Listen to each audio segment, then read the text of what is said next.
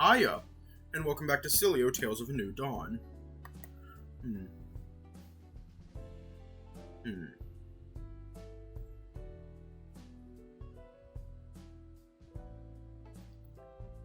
The game that taught us all that the best way to avoid an awkward encounter with your roommate is to knock.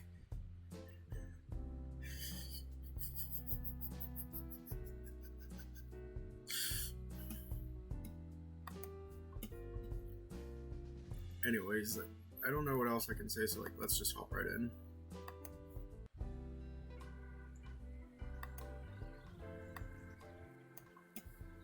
Oh my god, it's the theme music.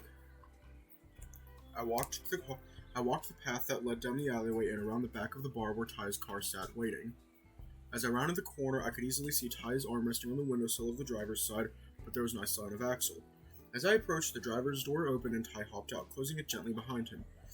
From the corner of my eye, I located the absent cheetah, who lay in what was almost a fetal position on the back seats, seemingly fast asleep with his thumb fully inserted in his mouth.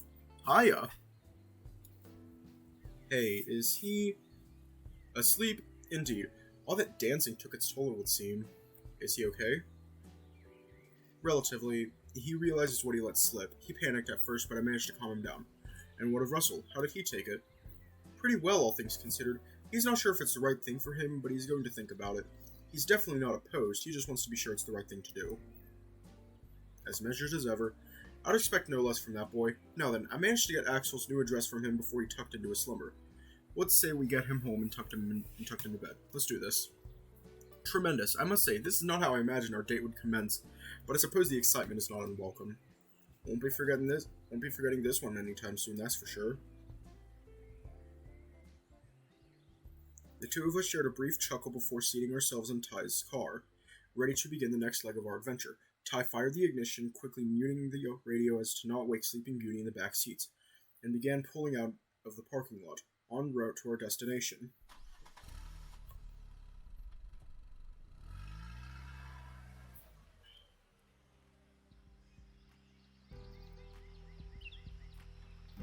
Approximately half an hour had elapsed since our departure from the bar, in which time we achieved several things. First of these accomplishments was a safe and sound delivery of a certain intoxicated cheetah to the warmth and safety of his cozy blankets. Gaining entry to his home was a cinch, thanks to the set of house keys which had been so kind as to jingle from within his pocket, alerting us to their presence. Axel would have several hours of peace before dawn would be expected home from work.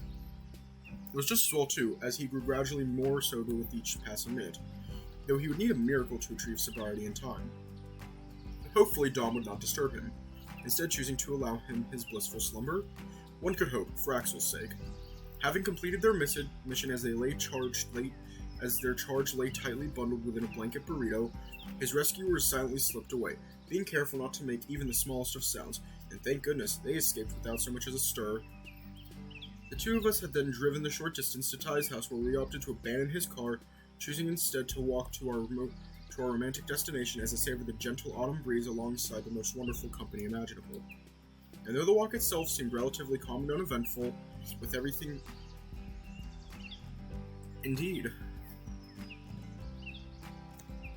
that had happened over the past few days, there was no shortage of entertaining topics for us to discuss. You're not going to believe me, but I counted 4 drinks. 4. 4? Surely you jest. There is no way a mere 4 cocktails could have been responsible for such a sorry state. Are you certain he was sober upon arrival? I'd been with him for 2 hours before that, I'm positive. Drinking on an empty stomach, perhaps? Nope, we had a jumbo bucket of popcorn between the 3 of us, and Axel must have eaten about 2/3 of it all by himself. Oh dear, surely there must be some kind of explanation. He's not on any medication that you know of. Perhaps there was some sort of interaction. I'm not savvy to that sort of information, sadly. It's impossible, though maybe he's just a record-shattering lightweight. Indeed, the truth of the matter may be something so simple.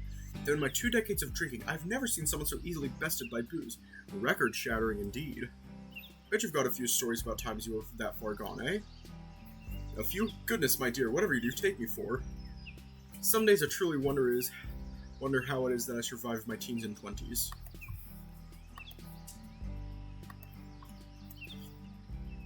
By a hair, of that much I can be certain. Thankfully, these days I possess a formidable fortitude, which paired with restraint makes quite the potent cocktail. Does that mean you won't be dancing on tables anytime soon? I cannot say that I am much of a dancer, though from what I have witnessed today, certain I'm not the worst either. I am sure I could be convinced if you asked me nicely, though I'd expect you to join me, my love. Both of us? We'd better make sure it's one hell of a sturdy table.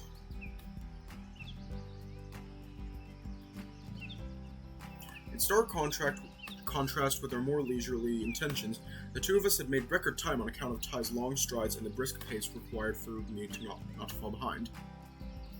Honestly, I'm kind of curious what drunk Ty's like. It had taken us barely any time at all to arrive at the boardwalk in the center of town. I'd expected our route would turn off and take us into town, but much to my surprise, Ty instead continued leading me towards that same unknown destination. As it would happen, not only Ty neglected to provide this detail, but in turn I had also neglected to ask. With my curiosity finally getting the better of me, I inquired at long last. So where exactly are we headed? This boardwalk leads us north of town, and there's not a whole lot up that way. Aiden, would you truly have me ruin the surprise? Have patience. I'm certain that you will enjoy my chosen destination. I'm, not exactly the patient type. I'm inclined to disagree. You have practiced much patience in the time since we met. I seem to recall that it was only an hour ago that I'd been running exceptionally behind schedule, and you so patiently waited for almost an hour with nary a complaint. To be fair, there was no shortage of distractions and entertainment. I barely noticed the time passing me by. Then how about, oh look, an ice cream stand. How about I get one for you to help take your mind off it all? It would be my treat. I had not been mistaken. Ahead of us, situated on the beginning of the pier which stretched out toward the center of the lake, sat a quaint ice cream stand whose sign was decorated with words and characters that I did not recognize. A foreign language, perhaps? It's like very slight, but you can it's like very slight, but you can hear my computer fans going off. I shrugged. Ice cream was ice cream, right? And despite being in the midst of fall, our brisk pace under the careful gaze of the afternoon sun had worked up quite a substantial thirst.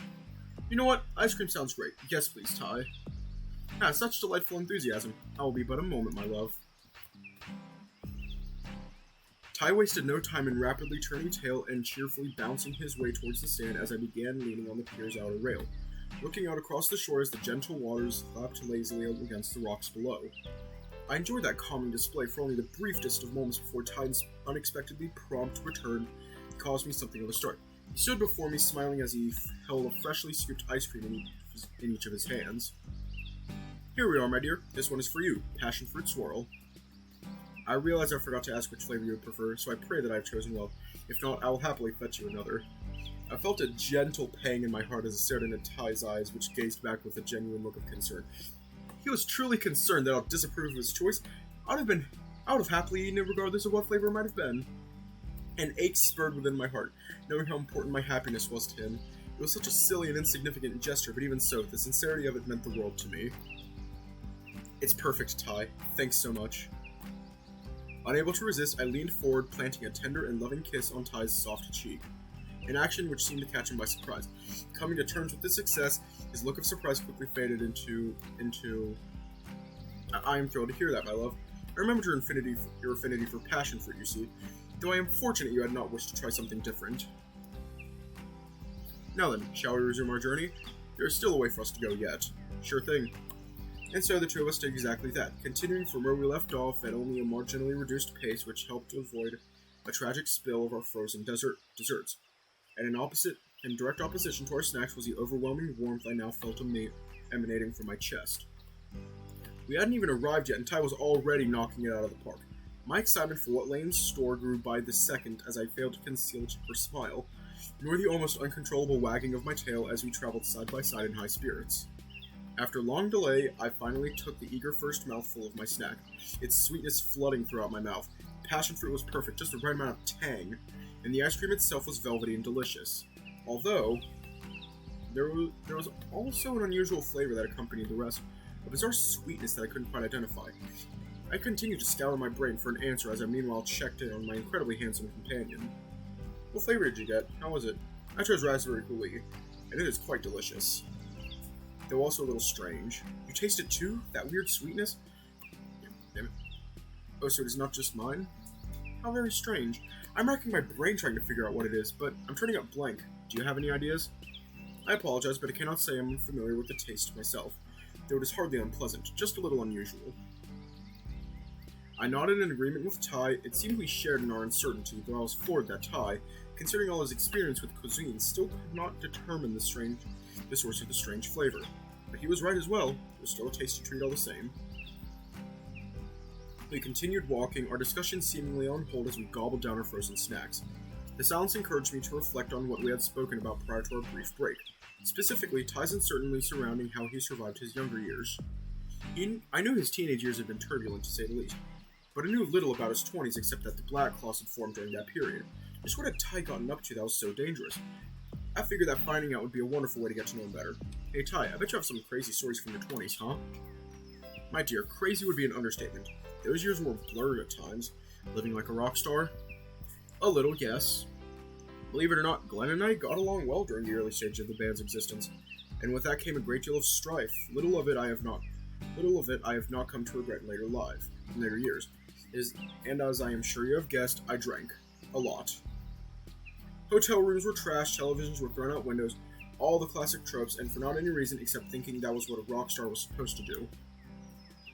It cost us a lot of money, and sadly our relationship with several promoters, labels, and venues. Jeez, it's hard to believe you're that kind of person, seeming all dignified and mature now. Yes, well, during my teenage years, as you know, things were difficult.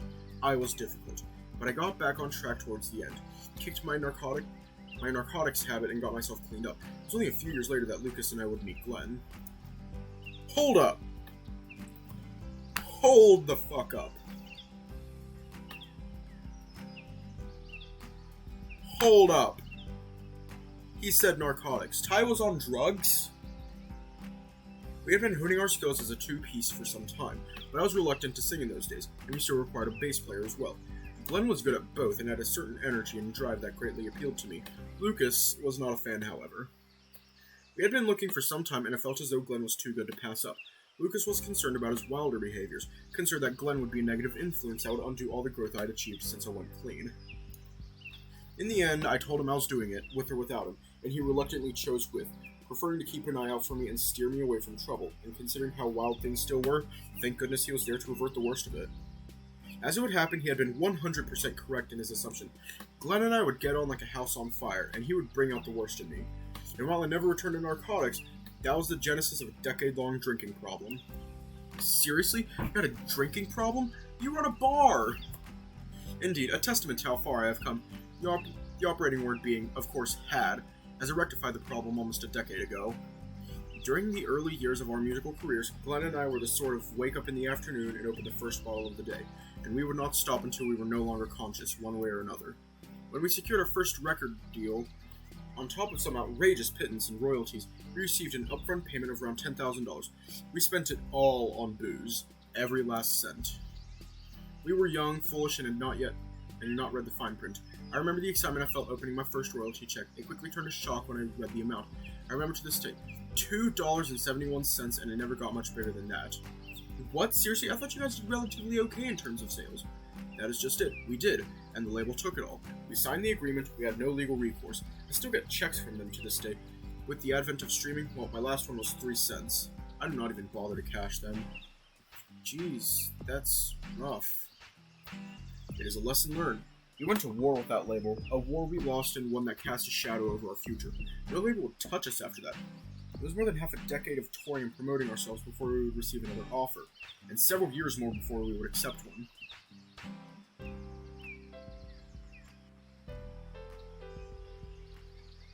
Exactly. Batshit insane.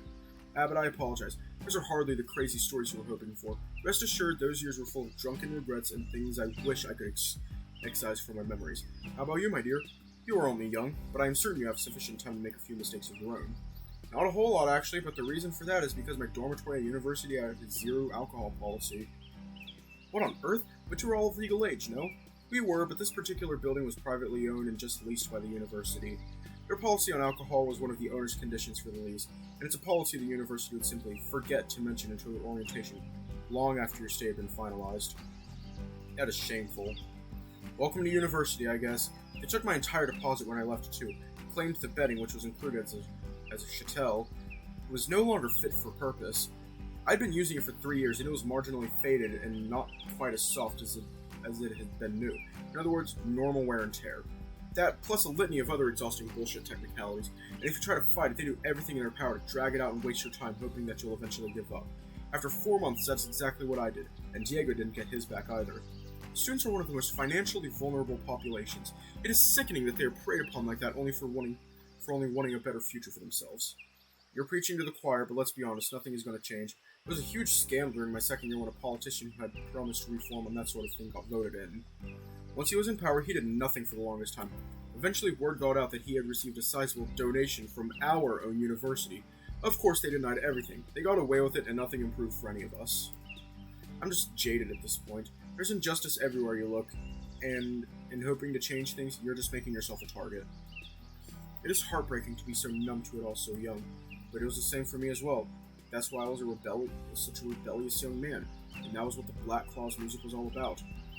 Is that what it is? It is what it is, I guess. But going back to your question, I still have a few horrible stories. A liquor ban was never going to stop us after all. In that way, I guess we were all a bit rebellious as well. I do hope that you will be willing to share one of these tales with me. Alright, but only if you do the same. It is a deal, my dear. Okay, so, remember how I went to university with the Tobias? Well, one day he was goofing off and distracting me in class like he always did, and we caught the lecturer's eye. I got one hell of a grilling after class, but for some reason Tobias didn't. I was at least a little salty about it all, and there was a knock at the door that afternoon. Diego answered it, and in comes Tobias with a backpack full of smuggled booze. It seemed too good to be true, especially being poor students who could hardly afford the stuff ourselves. Tobias felt guilty, and this was his way of apologizing to me. So the three of us got started, and things get a little hazy thereafter. I remember waking up the next day on the living room floor. Diego was seated leaning against the wall, sound asleep with the bottle still somehow in his hand. Tobias, he was sleeping perched on the head of the couch. It was pretty incredible that he could sleep with such balance, especially as drunk as he had gotten. But the weirdest thing was he was completely naked, except for his socks. His underwear was swinging from the ceiling fan above. Oh my, I assume you and Diego were still clothed? Yeah, both fully dressed still. There were some oddities too. There were a dozen pizzas on our kitchen counter. A dozen! We barely finished 3 of them. We also found out later that we'd been barred from that pizza restaurant, though we never got a specific reason as to why. Diego grumbled about that every subsequent time we ordered pizza, about how the other major company used shitty cheese or something. I don't know. I could never tell the difference personally. Anyway, it was obvious what had happened in our room. You could even smell the liquor in the hallway outside. We got called down to the management office, both Diego and me. They were furious at us. It looked like we were about to get evicted when Tobias barged in, taking full responsibility for the entire thing. He didn't live in a dormitory, so there wasn't a whole lot they could do about it, and Diego and I got off with the slap on the wrist. We always thought of Tobias as kind of a wild card, but after that we both kind of respected him a little. There was quite a bit more to him than meets the eye. And I can only assume nobody knows what happened that night. Yep, even now, none of us remembered a thing. We know the bill cleared for those pizzas, so whatever got us banned must have happened when the delivery guy turned up. I shudder to think. We never found Tobias' shirt either. It had just vanished. I see. Well, thank you, my dear, for sharing it with me. Most certainly a night to remember, though nobody does. And believe me, I've had many nights just like it. Unless you're one of yours. I'm sure mine must pale in comparison. Perhaps so, though I'd suggest you finish your ice cream first. Huh? My snack had been reduced to little more than a slightly soggy cone, which I shoveled into my maw, disposing of what remained in a few small mouthfuls. Once finished, I responded to tie it last. Okay, done. Might I ask why I had to finish that first? Quite simply that I do not wish to ruin your appetite. The tale I have prepared for you is not for the faint of heart. Ooh, that sounds promising. Alright, let's hear it. This story takes place a few years after I had kicked my alcohol habits, not long before we would enter the studio to record our 3rd album. It was the very same day Flynn had accompanied me to that special place where I had gone to work on my material. The same day I ended things with him. Afterwards I returned home alone. I abandoned Flynn there so that he would have to walk back into town, and I had a drink to help my mood. A drink that turned into a state of intoxication I had not reached in many long years. In that state, I contacted Lucas and asked that he come around. He did exactly that, suspicious of the misspellings in my message, and confirmed my state on arrival. I had not told him what had happened, and I was still so angry at Flynn. I wanted revenge or something so foolish. In my state, I had little understanding of my limits, and, well... You recall the other aspect of my friendship with Lucas, yes? Uh-oh. Uh-oh, indeed. I attempted to...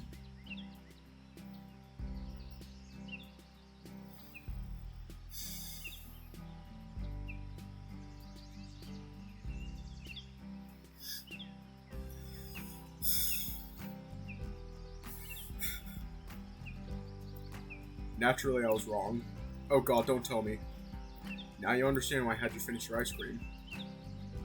Yes, I puked all over him, and then I cried for hours. I felt as though I was not good enough, but it wasn't about my failure with Lucas. It was the impact my failed relationship with Flynn had, and how it left me feeling in the end. He made me feel so terribly unwanted and unloved. Nothing I ever did for him earned much praise, and rarely any gratitude besides. He showed no signs of attraction, never engaged sexually, and rarely even accepted it when offered. He did nothing for me, nothing to make me feel like I mattered to him at all, only ever for himself. And Lucas? He wiped himself down with a towel, but did not shower until well after midnight once I had gotten it all out of my system. He instead put my needs first, and helped me to understand that I had been dating a narcissist all along, and that none of how I felt was my fault. He even stayed the night. He made sure I was doing okay. That's both super gross and super sweet at the same time. It's amazing how he always has your back. He's such a good friend. He is, and I made it all up to him another night, even if I never quite accomplished that one specific goal. At least I can rest assured that from what he tells me, if I had done it, I would have been the first. God damn, you really gotta stop telling me shit like this, because now I'm kinda curious.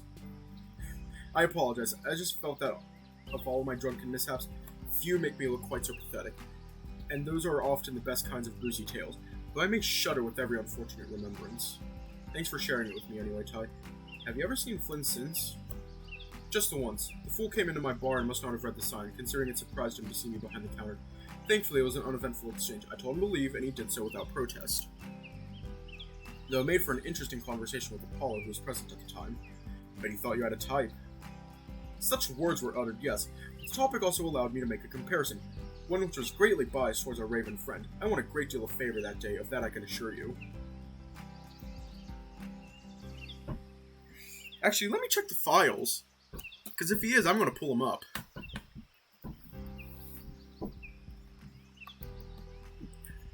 I'm checking the files right now. I'm curious. I simply have to know. Sileo, Tales of the New Dawn, game, sprites. Aww. He's not in the game. But look, it would seem we are almost at our destination. Oh, I'm curious.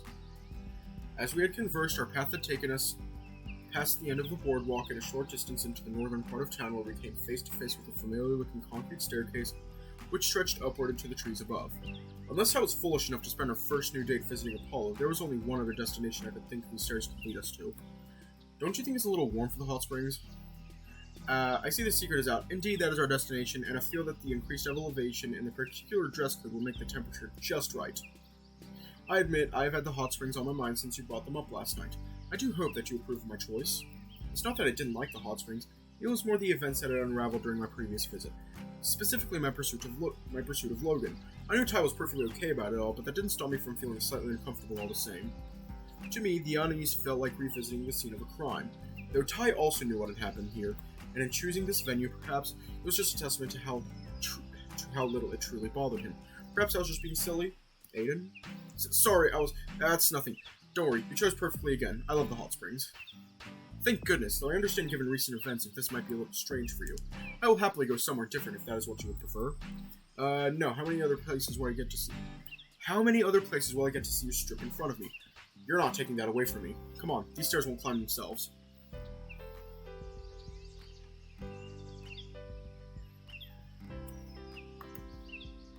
I'm gonna bring back the, bird. I think you know the bird. The Bazinga bird.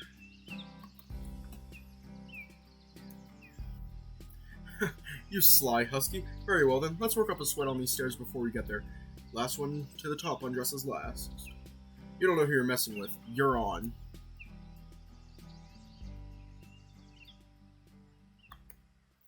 Bring up the censorship bar.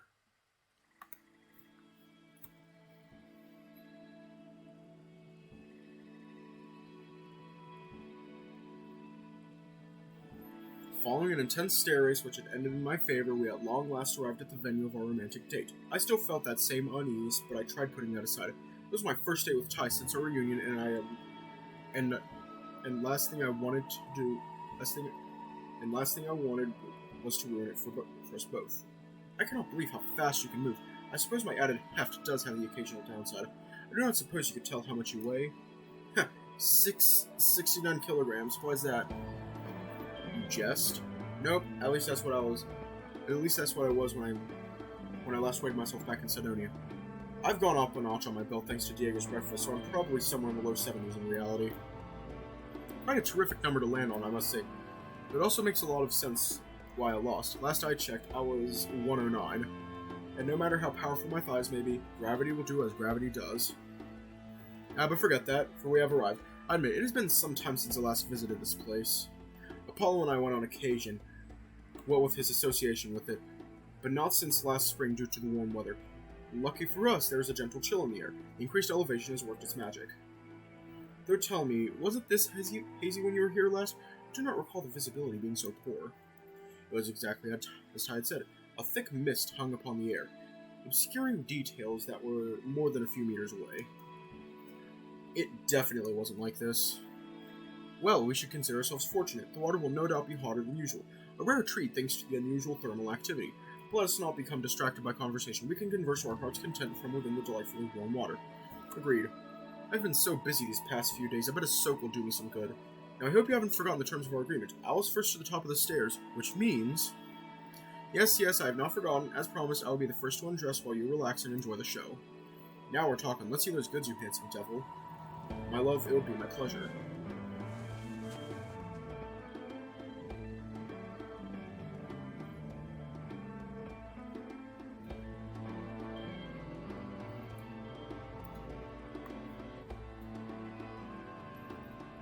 Well,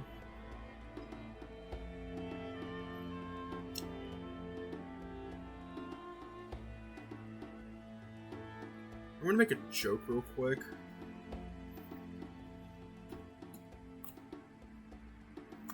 You're gonna excuse me while I make a joke.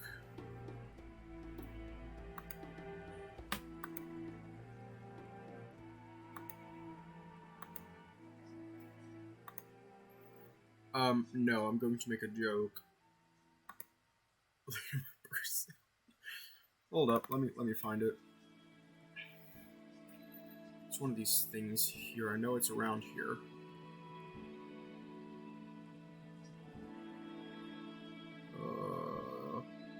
Oh god, that one meme. It's like a TikTok shit. I have too much shit in this folder. Here we go.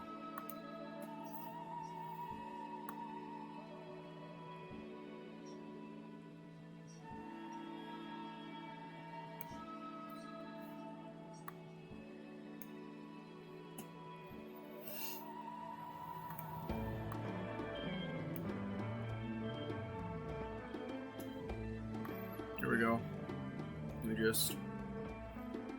Here we go. That's literally the entire joke. Hang on. And also, like, bring back the thing for just a tiny bit, and just be like, if I wasn't gay before, I am now.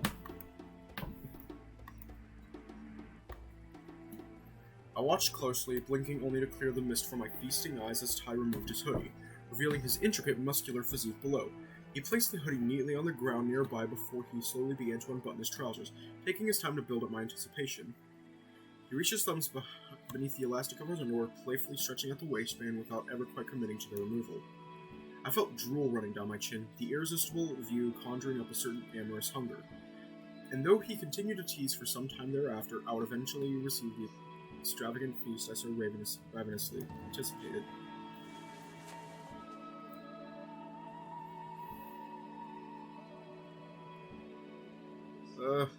I don't want to read that.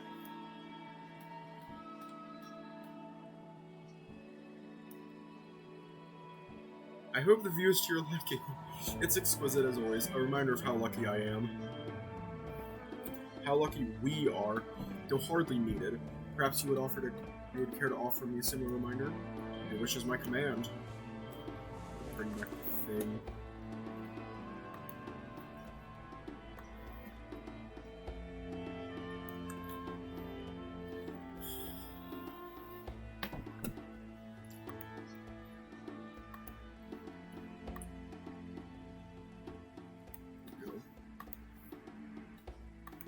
like meow meow.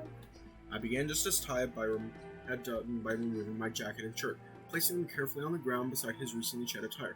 I then reached down to my belt and attempted to open the buckle. For you see, I would quickly discover that the mechanism had become jammed. Frustrated, I began to fumble with the buckle, yanking it from side to side as my sounds of frustrated grizzling grew in their intensity. Ty seemed to understand what predicament I landed myself in, promptly beginning to laugh at my expense. Ugh, don't laugh, this isn't funny. I apologize, something like this is just so typical, is it not? Allow me for render assistance, my love. No, it's okay, I can get this. I continued to fidget with the belt in a desperate plea to become unsnared, but my efforts seemed to only have the opposite effect. Somehow, I'd become even more stuck than before. Please, allow me to help you. Unless you intend to once again decline, know that I insist, and not only because of the delightful position helping you would have me assume. I sighed, rolling my eyes dramatically as Ty grinned mischievously back. I chose to swallow my pride, allowing the tenacious tiger to have his fun.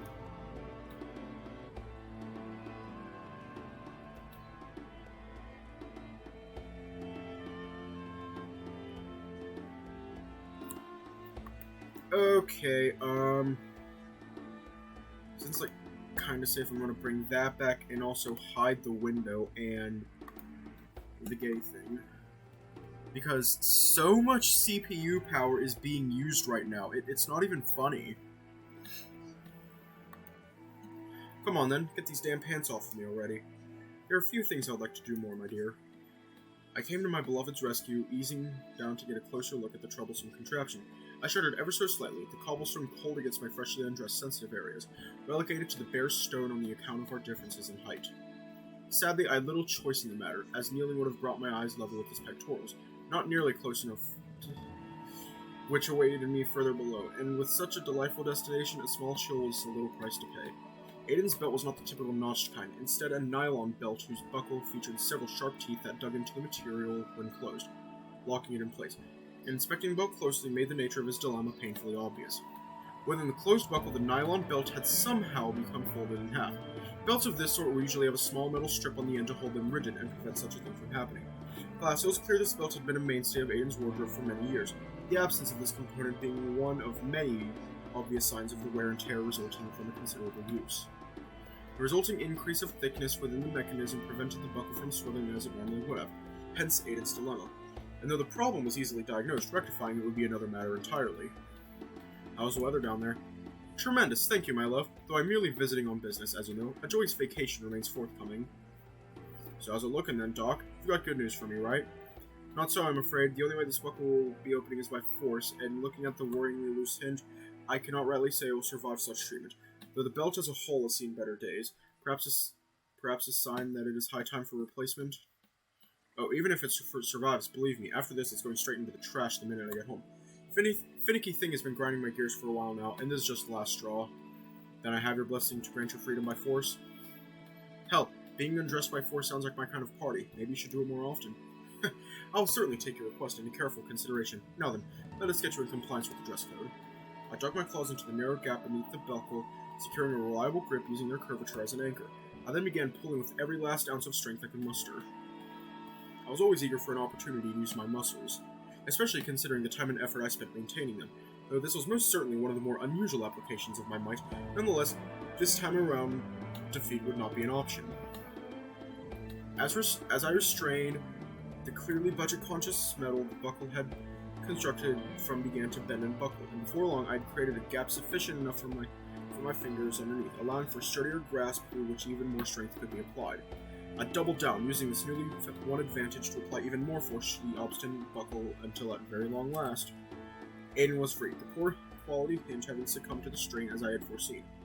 The metal completely twisted out of shape and now fit for little more than scrap. I pondered to myself whether one of my many designer belts back home would be a good fit for him. Even though I had done so with this blessing, I still felt at least a little bad about the damage I had caused, but the act of giving him a belt of my own would primarily be as a gift, and less so a matter of soothing my guilty conscience. It is a good thing you are not relying on that belt to keep your pants in place, otherwise you would be in something of a snafu. Yeah, thank goodness for that. Diego's greasy breakfast might have just been a lifesaver after all. Now, seeing as you're down there, would you like to do the honors?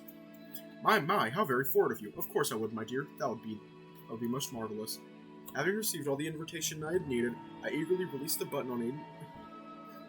Uh, uh, uh, uh.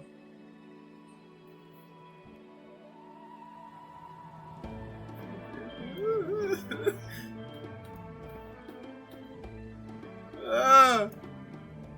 Ah! Ah! Ah!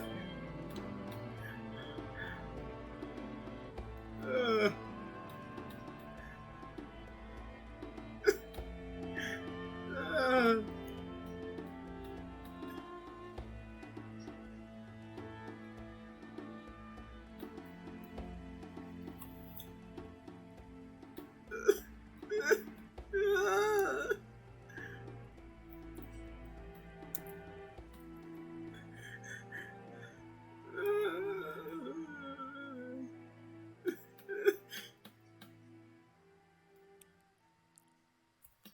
Oh my.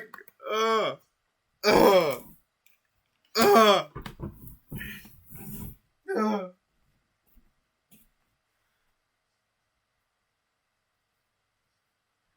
I am incredibly uncomfortable right now.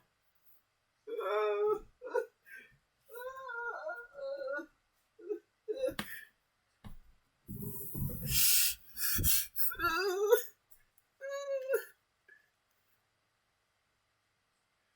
I had to like turn off the sound for you all. I'm sorry.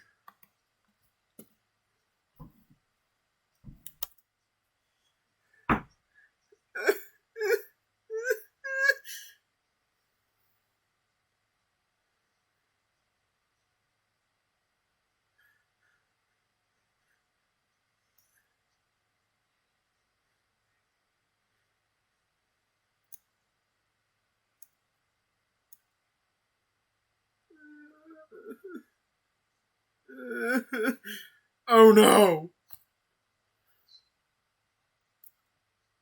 No, but I have some theories. Consider that you, or especially I, would stand out like a sore thumb in this vis. What does that tell you about who we are looking for? That they're a ghost? No, not a ghost. What color are ghosts? What? Oh! Exactly, which means they are probably hiding in plain sight. Keep your eyes peeled for anything inconsistent with our surroundings. We both scanned the mist carefully, looking for what I could only assume would become painfully obvious once seen. And sure enough, my eyes would soon land upon the visage of a young man whose striking blue eyes peered nervously in our direction, partially concealed beneath the stream-laden waters. I felt a pang of intense embarrassment, having behaved in such an undignified manner in the presence of an unwitting stranger. Though I also knew I had become carried away yet again, having pushed the boundaries bit by bit before.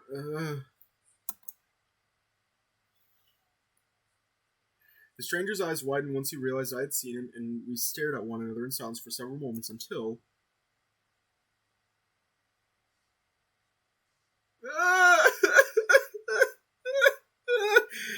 It was Logan! Logan, is that you? Indeed it was. I recognized him right away, already familiar with his appearance from having seen several of his impressive battles at the combat tournament the previous year. I carefully considered whether I should interject, but eventually I chose to remain silent, allowing my handsome lover to tend to the matter himself. After what had happened between the two only so recently, that seemed to be for the best. Come, let's get in the water. We can speak with him there. As you wish, my love. As we approached in unison, the expression of Logan's face betrayed his extreme discomfort and nervousness. His eyes darted back and forth between Aiden and myself in a state of panic before he slowly and rigidly sank deeper, still below the surface in surrender. I recalled what Aiden had told me the night before, how distant we had been with him at first, and how much effort it had taken before that would change. I knew Logan was not so easily trusting, so I made something of a mental note to go easy on the peaking polar bear. Present circumstances notwithstanding, I had no desire for him to feel any greater discomfort, and he was Aiden's friend. I would do well to treat him with the respect he deserved, however much that might be, given the events which had transpired only moments ago.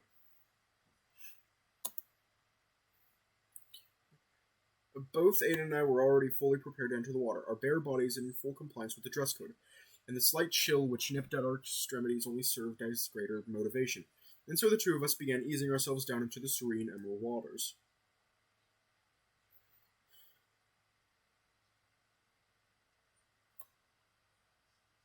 I have, like, a huge frown right now. Because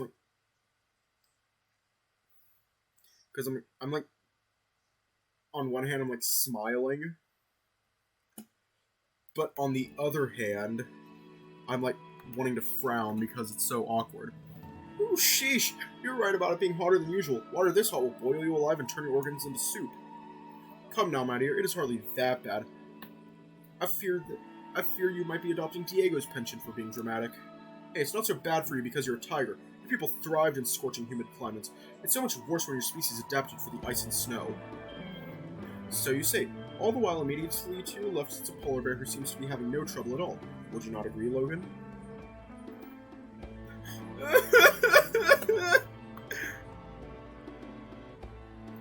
Bad show! Bad show!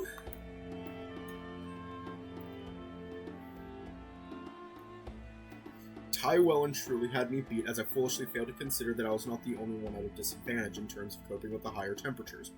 But Logan didn't make so much as a peep, his discomfort more than obvious as he avoided meeting our gaze. I had only been submerged for several moments, and I could already feel my cheeks flushing red. A momentary glance at Logan revealed a similar blush on his cheeks, though I wasn't quite sure that was because of the heat. I twisted to face Ty, whose expression in silence strongly implied that I should be the one to try talking with Logan, well with his existing trust for me and the rapport we already shared. It was Ty's recklessness that led to this scenario, even though I was pretty into the whole idea. A part of me still resented being expected to help him clean up his mess. But I also knew exactly what it was like being in his position. Had the roles been reversed, I would have probably done the same, even with the medicine keeping my wilder side mostly in check. So I turned back to our sheepish spectator, considering my approach with the greatest of care. While Logan might trust me, I doubted that would be particularly beneficial so long as Ty remained present. Though, of course, the idea of requesting Ty's absence was quickly dismissed. Ty and me, we were partners for the long haul, and as for Logan's friendship, I hope that would endure just as long. With that in mind, I hope that Logan might gradually learn to trust Ty as well. I didn't know how much my trust for Ty would influence Logan's, and although I suspected the two would actually get along rather well, there was simply no way of knowing this for sure, and it was entirely possible that if things didn't go perfectly, Logan might never learn to trust Ty at all. Nonetheless, it seemed like trying would still be the best course of action going forward. I conjured up my experience from my previous success in earning his trust several days prior, experience which hopefully would work just as well the second time around, and got down to work. It's good to see you again, Logan. Are you soothing your aches from the fight? Didn't look like Jay got you more than once or twice. Logan remained silent as he often did, but this time he turned his gaze upward, making eye contact with me for a brief moment, before glancing towards Ty, wearing an unmistakable look of nervousness and shame. Ty would offer a brief yet warm smile as our gazes momentarily met before Ty would close his and recline. His enjoyment of the unusual water temperature made all too obvious to both myself and to Logan, who continued to watch for several moments more. Ty remained silent and perfectly still. Finally, Logan returned his gaze to my own. It seemed as though Ty's attempt at what I assumed would be the minimizing of his presence was working.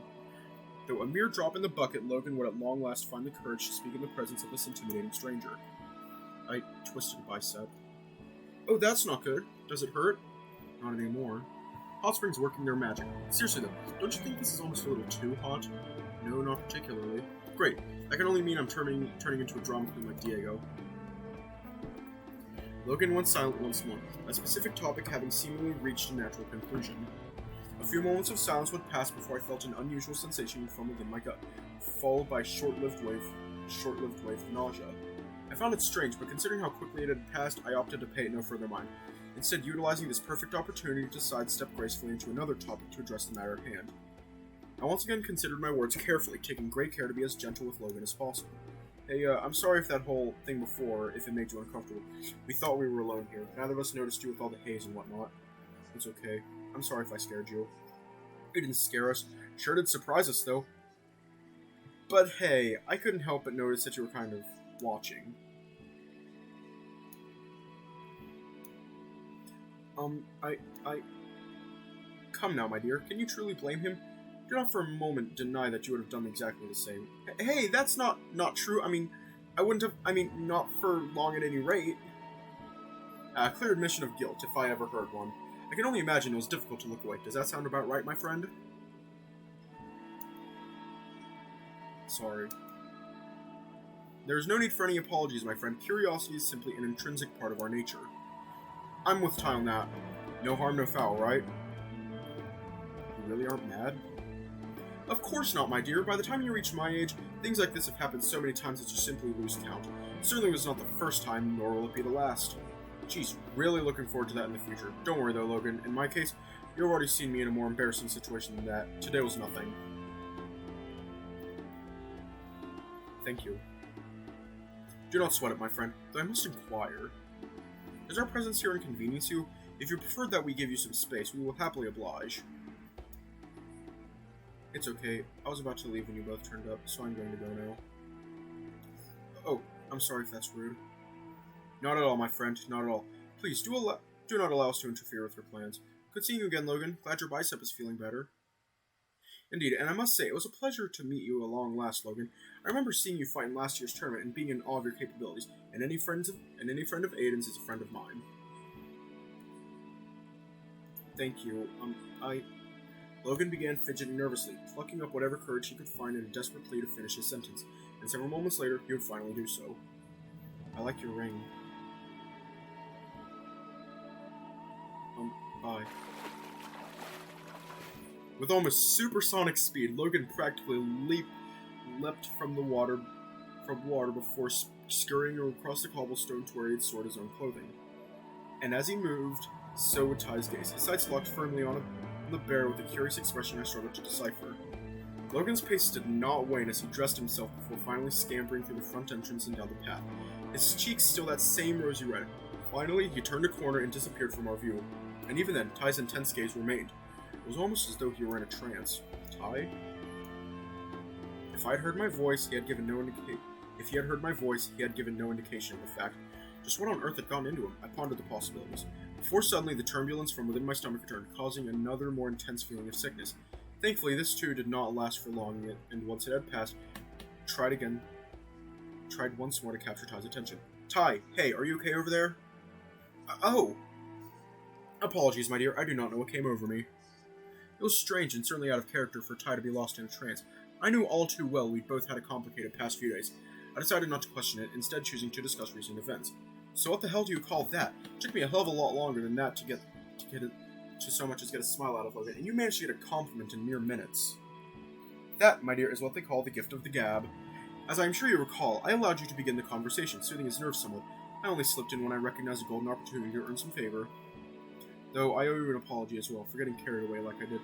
I am sorry, and I hope the resulting situation was not too uncomfortable for you. Of all the people who could have seen us, honestly, I'm glad that it was Logan. It's like I said, it was nothing he hadn't already seen, and don't apologize. Promise me something instead. Oh, what is it? Promise me that you'll finish what you started later on tonight. No.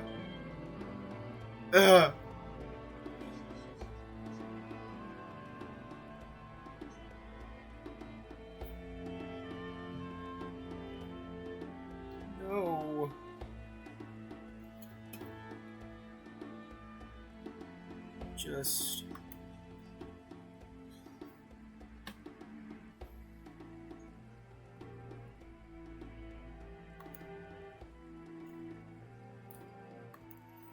Hang on, how do I make these chats, how do I delete these messages? How do I make them go bye-bye?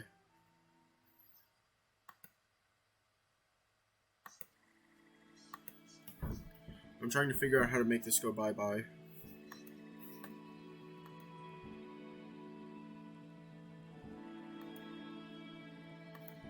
I don't know how to make it go bye-bye, so I'm going to do the easy thing to make it go bye-bye. Where's the chat box? There we go. Well, done. Chat cleared.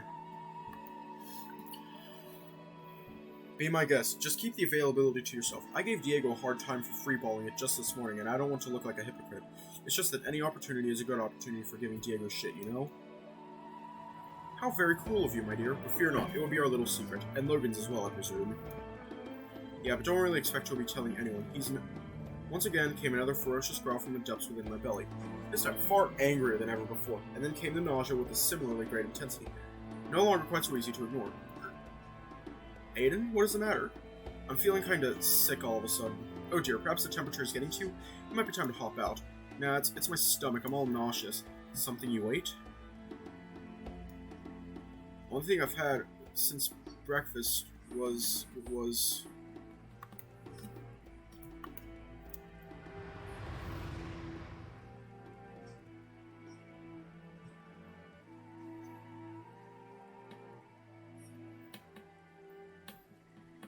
Oh, I'm not... Axel? I don't feel so good. You see, I knew stopping for ice cream was a bad call. Oh my god! Oh, fuck me. Have you not learned your lesson, my dear? Why not somewhere a touch more private? Shut up, you know that's not what I meant. The other day when we were here, Axel started feeling really sick all of a sudden, and on the way here he'd gotten ice cream. Oh dear, I am sure that must be a mere coincidence. Except for the consideration that he was feeling better on the way home. Got some more ice cream and fell ill again. I see, that is rather ill omen. I wonder if we... Ty's face quickly twisted into a look of surprise, or perhaps even fear. I could hear his stomach practically as clearly as I could my own. This did not bode well for either of us. My love, I think it would be best if we departed, and quickly. I'm right there with you, but any idea where the nearest toilets are? I do not. Ah, crap, wait. Apollo's house is nearby. As much as I hate to suggest this, maybe we... There's no way he is home. He would certainly still be occupied with combat tournament work. Oh, fuck. Why on earth did I leave the car at home? We will never make it to the bar.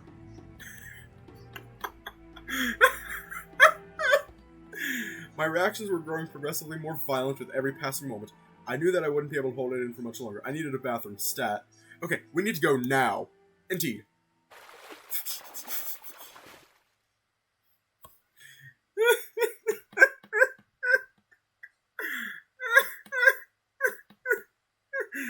Oh god, I think I realized what that thing was. You know, the weird taste. I think that might have been laxatives. The two of us hastily dried ourselves and solemnly threw on our attire before departing the hot springs, commencing a desperate search for the nearest bathrooms, and hoped to hell we could find one quickly. This is hilarious.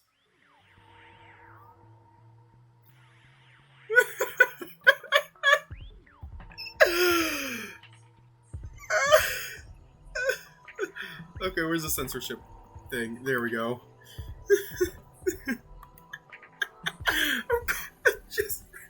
Bazinga Bird.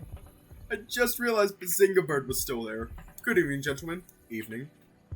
I'm delighted to see you have company tonight. Ty. It's great having you back, Aiden. Thanks, Jay. Believe me, it's great being back, and not just because of the implications that has for my relationship status. You guys are a real treat to watch perform, even when it's only for practice. While I am positively thrilled to have an outside ear for critique once again, it simply would not have been the same were it anybody else. Welcome back, Aiden.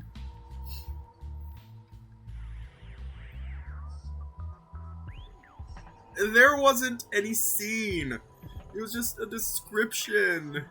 It was a description. And it was extremely detailed, too. It was a detailed description. Aiden.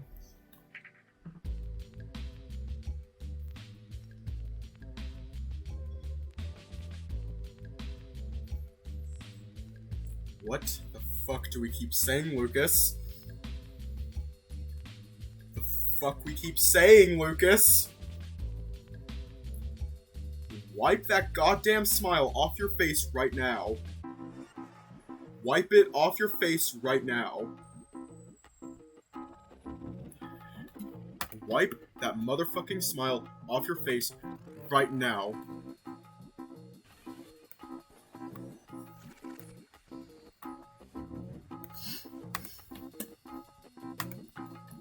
It's good to see you. Hopefully it means things will be less depressing going forward.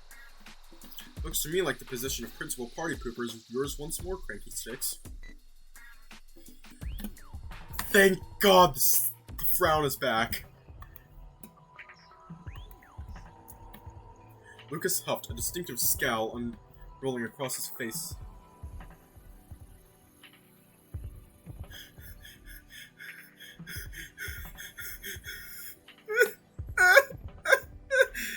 Thin Diego is my sleep paralysis demon. Lucas huffed, a distinctive scowl unrolling across his face in response to my new favorite nickname. This remained for only a short while, his expression gradually easing before he would finally respond in a manner most expected. Yup, that's me. It seemed Lucas had found something of a soft spot for our mutual Ortegan friend. I couldn't help but smile. Who could have predicted that Jay would be such a fantastic fit for the band? Not only did he get along well with the other two, but he was a fantastic player besides. A considerable upgrade compared to his predecessor. Then again, from how things sounded, almost anybody would have been. Lucas's characteristically subdued welcome was not lost on me, and for that matter, neither were the others. I was incredibly glad Ty and I had resolved our differences. Glad I would hear the band perform once again, and glad that we had both survived the arduous journey getting here. It hadn't been the first time we had broken up, and we had gone to such insane lengths to try and reconcile our differences. It was no mean feat, that much was for sure, but I was glad we had made the effort. I only hoped that would be the last time, and I was certain that Ty agreed. But just as reaching this point in our relationship had been a difficult journey, so too was the expedition we had undertaken following our departure from the hot springs earlier that same day. Frantically, we waddled towards town in a desperate search for a public bathroom. Alas, we had not the time nor the knowledge to rescue ourselves from such a dire fate, and so our eyes...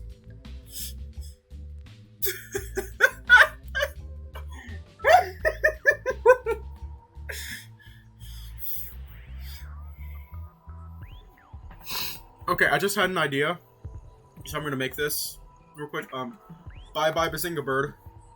You're being replaced. I'm going to, take a Slim Diego. Sliego is no longer Slim Diego, he's now Sliego. But anyways, I'm going to, create a funny, I think. I think it's funny anyway. This is, a pain in the ass, making these. But it's fun.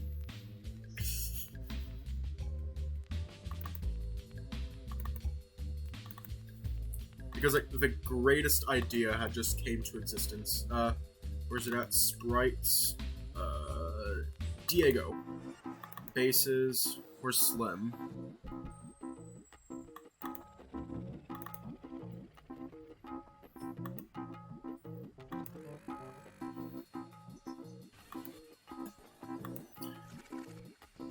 You all should have an idea of what's coming.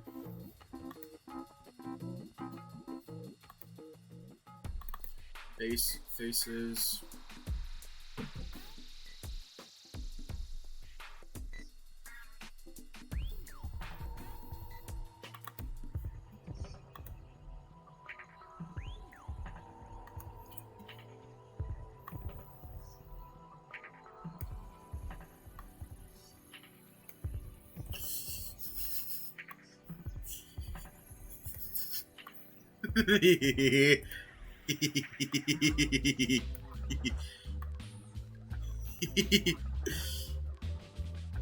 Oh god, the stream is shitting itself right now.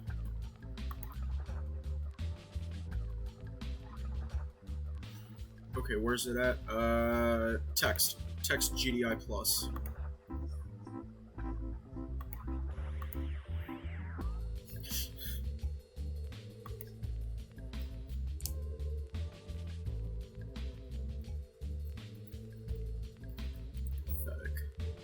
Done.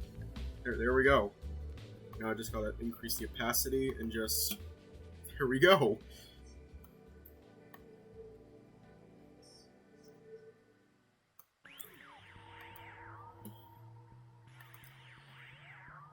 Okay, because I'm probably going to die with this, I'm actually going to, do this. Because I'm going to die from it. Self-voicing enabled. Alas, we had not the time nor the knowledge to rescue ourselves from such a dire fate.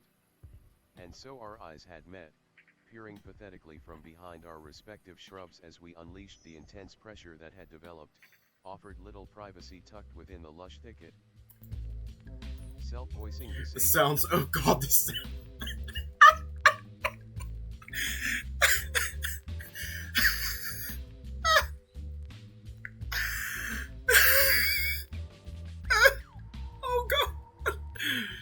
The sounds, oh god, the sounds. Sounds I would remain scorching in my brain for the rest of my days. Sounds soon gave way to delirious laughter, made presentable but with little more than lengths of flax. We had emerged from the shrubbery, walked together hand in hand as our bellowing laughter continued unabated.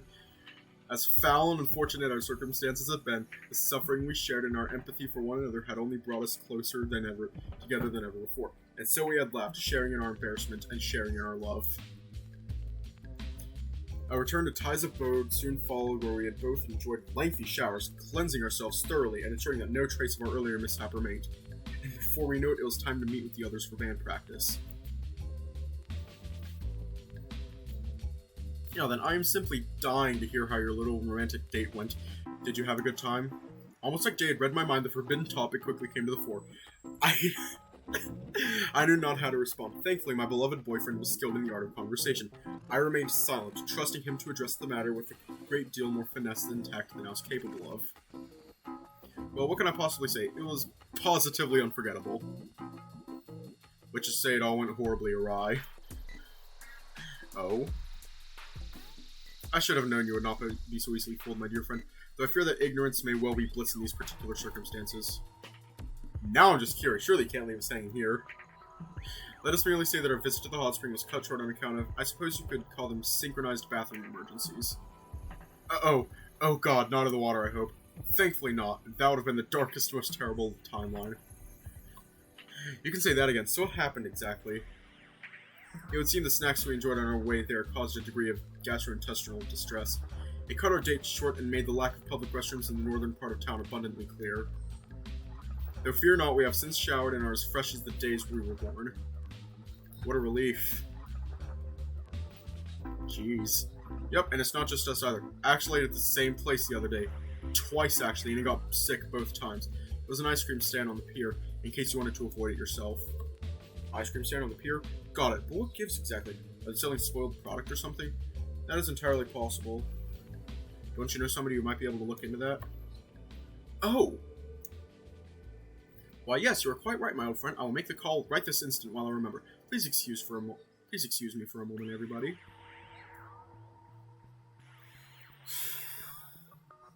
I might actually leave off here tonight. Yeah, I think I'm going to leave off here tonight.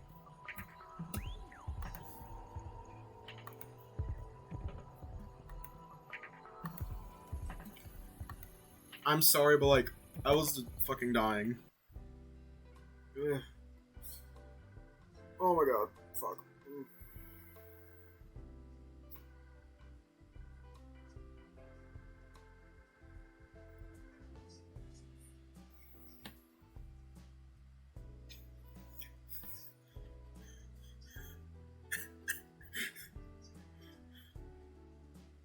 You like jumped onto Twitter. I was going to make like shit post on Twitter, and I saw the art you did, and I must say, greatly appreciated. It looks epic.